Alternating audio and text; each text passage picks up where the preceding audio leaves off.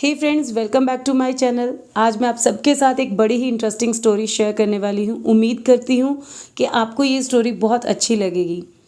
एक बार एक राजा को लगा कि उसके मंत्रीगण बहुत ज़्यादा हैं और उनके लिए इतना काम है नहीं। तो उसने एक उपाय सोचा।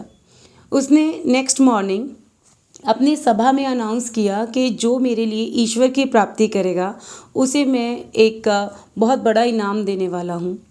ये सुनकर सभी में हाहाकार मच गया, क्योंकि ये बहुत मुश्किल था कि कौन राजा के लिए ईश्वर की प्राप्ति कर सकता है। और जब सभी मंत्री इससे पीछे हट गए तो सारी की सारी बात आ गई दीवान पर।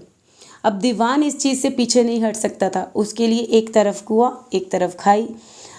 ना ही तो वो राजा को जवाब दे सकता था और ना ही वो राजा के लिए ईश्वर की प्राप्ति कर सकता था। मना करता तो वो सज़ा का भागीदार बनता। तो उसने राजा से 1 महीने का समय मांगा।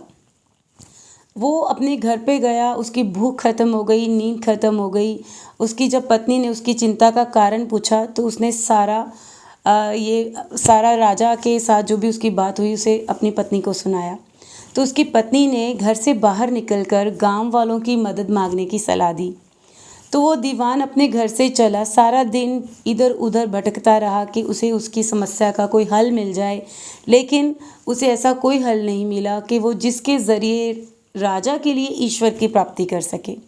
तो अंत में थक कर वो एक पेड़ के नीचे बैठ गया। दोपहर का समय था। एक किसान वहाँ से जा रहा था। उसने सोचा कि देखने में तो ये अच्छे भले खानदान का लगता है, लेकिन है चिंता में। उसने दीवान से इसका कारण पूछा तो दीवान ने उसे सारी कहानी बताई। तो उसने कहा कि चिंता मत करो, जिस दिन तुम्हें राजा के सामने पेश होना है तुम मुझे ले जाना। दीवान ने उसे समझाया कि अगर वो राजा को संतुष्ट नहीं कर पाया तो वो सज़ा का भागीदार होगा। लेकिन किसान ने कहा, कोई बात नहीं, तुम चिंता मत करो, तुम बस मुझे राजा के सामने ले जाना। तो जब 1 महीना पूरा हुआ तो दोनों राजा के सामने गए। किसान राजा के सामने बैठ गया और एक तांबे का बर्तन और कच्चा दूध मांगा। राजा ने उसे दोनों चीज़ें मंगवाईं। तो किसान ने तांबे के बर्तन में दूध को डाल लिया और उसे काफ़ी देर तक हिलाता रहा। 15 मिनट के बाद राजा ने उससे इसका कारण पूछा। तो उसने कहा कि मैं इस दूध से घी निकाल रहा हूँ। तो राजा बहुत हैरान हो गया। उसने कहा कि बिना दूध को गर्म किए, बिना उसकी छाछ जमाए तुम इसका घी कैसे बना सकते हो?